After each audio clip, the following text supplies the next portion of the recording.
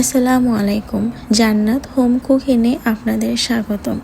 চলে আসলাম গরু মাংসের বিরিয়ানি নিয়ে। তবে এটা থাকছে চট্টগ্রামের ঐতিহ্যবাহী উরুশ বিরিয়ানি। তো প্রথমে আমি আপনাদেরকে মশলাগুলোর সাথে পরিচয় করাই দিব।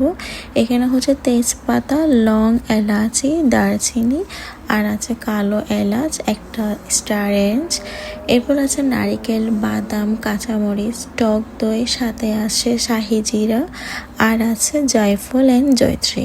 আর এখানে নিয়েছি আদা, রসুন আর পেঁয়াজ নিয়েছি একদম ছোট সাইজের দুইটা। আর রাইস আছে 2 কাপের মতো, মানে আধা কেজি। মাংস আছে আধা কেজি। এরপর একটা বড় সাইজের টমেটো নিয়েছি, 3টা আলুকে টুকরো করে কেটে নিয়েছি।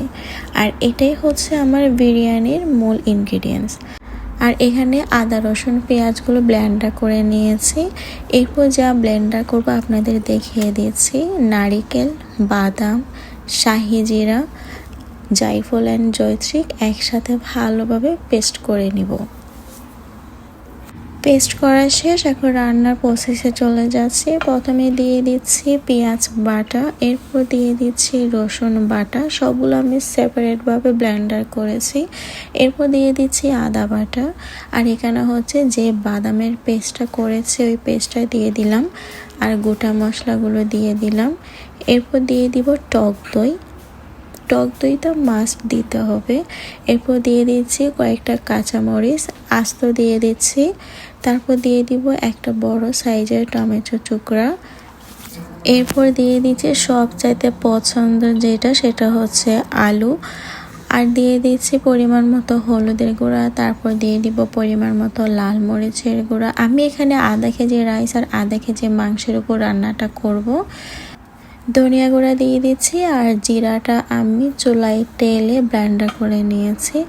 এরপর দিয়ে দিচ্ছি পরিমাণ মতো লবণ। এই সমস্ত মশলা কিন্তু অবশ্যই দিতে হবে। এরপর দিয়ে দিচ্ছি 1.5 টেবিল চামচের মতো ঘি। তেল আর ঘি দুটোটা একসাথে মিলিয়ে আমি রান্নাটা সম্পূর্ণ করব। এখানে স্টার এনিস দিয়ে দিচ্ছি একটা থেকে অর্ধেক পরিমাণ। তারপর দিয়ে দিচ্ছি গরু মাংস, ভালোভাবে ধুয়ে নিয়েছি।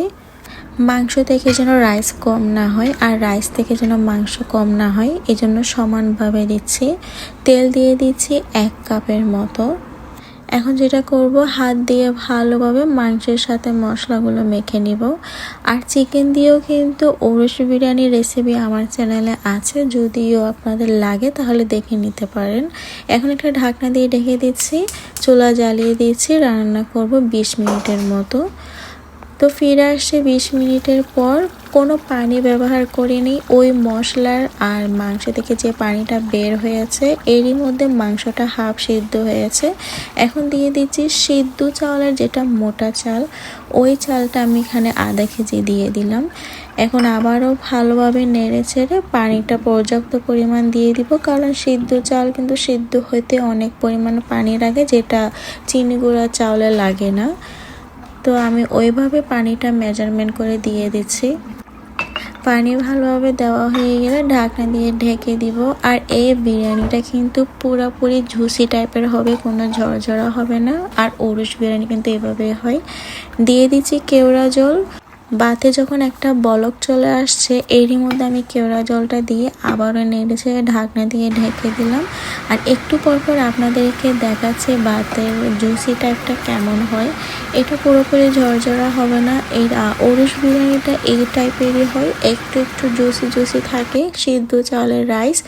এই জন্য এটা খেতে খুবই মজা লাগে। সাথে থাকে আলু, সাথে থাকে মাংস, একদম মাংসের সাথে ভাতের পরিমাণটা হুবহু সমান থাকার কারণে আরও বেশি মজা লাগে। আর দেখেন এটা কালারটা কিন্তু এভাবেই আসবে, লাল কালারের মধ্যে আসবে। আর এটার মজাটা এত ভালো, এত ভালো একটা স্মেল আসে যখন আপনি রান্না করবেন, তখনই আপনি বুঝতে পারবেন। তো আজকের মতো আমার এই উরুশ বিরিয়ানির রেসিপিটা এখানেই কমপ্লিট হলো। কেমন লাগছে আপনাদের অবশ্যই কমেন্ট বক্সে জানাবেন। সো এখন আমি এই বিরিয়ানিটা সুন্দরভাবে সার্ভ করে নিচ্ছি আর আমরা অনেক এনজয় করব।